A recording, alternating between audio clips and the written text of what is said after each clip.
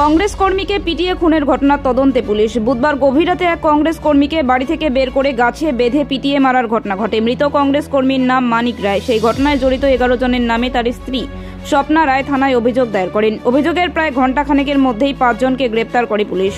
বাকি 6 জনের বিরুদ্ধে তল্লাশি চালাচ্ছেন ময়নাগুড়ি থানার পুলিশ। এদিকে বৃহস্পতিবার বিকেল নাগাদ মৃতদেহ ময়নাতদন্তের পর প্রথমে ময়নাগুড়ি কংগ্রেস দলীয় কার্যালয়ে মৃতদেহ নিয়ে আসা হয়। এরপর মৃতদেহ পুলিশের উপস্থিতিতে নিয়ে যাওয়া হয় বাড়িতে। এদিকে যে গাছে পিটিয়ে মারা হয়েছে সেই জায়গা থেকে পুলিশ বৃহস্পতিবার বিকেল 5:30 নাগাদ একটি কাঠের বাটাম, 2টি বাঁশের টুকরো, রক্তমাখা গেঞ্জি, একটি দড়ি এবং একটি বাইকের সকার উদ্ধার করেন। এই ঘটনায় রীতিমতো চাঞ্চল্য ছড়িয়ে পড়ে গোটা জেলা জুড়ে। আপনার নাম? স্বপ্না রায়। বললাম কি হয়েছিল কালকের ঘটনাটা? কালকে রাত্রেবেলা ওরা হঠাৎ করে আমাদের বাড়িতে ঢেল দেয়। আমাদেরকে ডাক দেয়, আমরা বাড়ি থেকে বার হই না। তারপর ঢেল দেওয়ার পর চাটিগুলোতে বাড়ি দিছিল।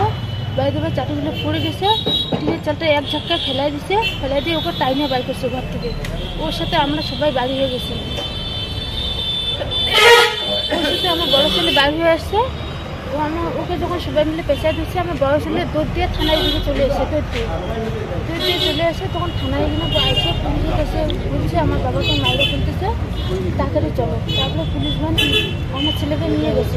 তারপরে আমি আবার আমার ছেলেকে খুঁজি যে আমার ছেলেটাকে, ওরা আমাকেও মারবে। আমার ওই ছেলে বলে না তোকে মারবে, তুই চল আমরা থানা চলে যাই। তারপরে আমরা একটা টোটো করে থানা আসি। এসে দেখি আমার ছেলেকে পুলিশ ভান নিয়ে গেছে। দিদি কারা মারলো? টিএমসি পার্টির লোক। কতজন ছিল? 30-35 জনের মতো। কেন মারলো কেন? ওই যে ও মানুষের মানে ওর নামে একটা নারী নির্যাতন কেস দিছিল। কি হয়েছিল? মানে ওই যে বাড়িতে একটা আস্থা নিয়ে ঝগড়া লাগছিল। সেটা কবে? সেটা 2019 সালে। তারপরে কোথায় ছিলেন? তারপরে আমরা 5 বছর শিলিগুড়িতে ছিলাম। কবে এসছেন? গত রবিবারে আসছি। কয় ছেলে আপনার? 2 ছেলে। কত বয়স হয়েছে? একটা 10 বছর, একটা 13 বছর। বলো এখানে বালি তোলার কোনো ব্যাপার ছিল না? তারপরে ওই বালু তুলে নিয়ে আর কি বাধা করতো। বালু তুলে নিয়ে বাধা করতো, বলে বালু তুলতেছে, আমাদের পাশে বাড়ি আছে বা নদীটা ভাঙবে, নদী ভাঙলে এই নদী গোড়ার মতো আমাদের ক্ষমতা নেই, এই কথা বলতো। তারপরে এগুলো বলার পরে যে মানে ওর সাথে দণ্ড বুঝানি ঝগড়া করতো। তারপরে কেস হয়ে গেছে নাকি? তারপরে মানে কেসটা করছিল আগে টিএমসির লোক, তারপরে এ করছিল। আচ্ছা, সেটা চলছে এখন? করেছিল মিথ্যা একটা নারী নির্যাতন কেস দিয়ে। সেটা চলছে এখন? মামলা কি চলছে এখনো?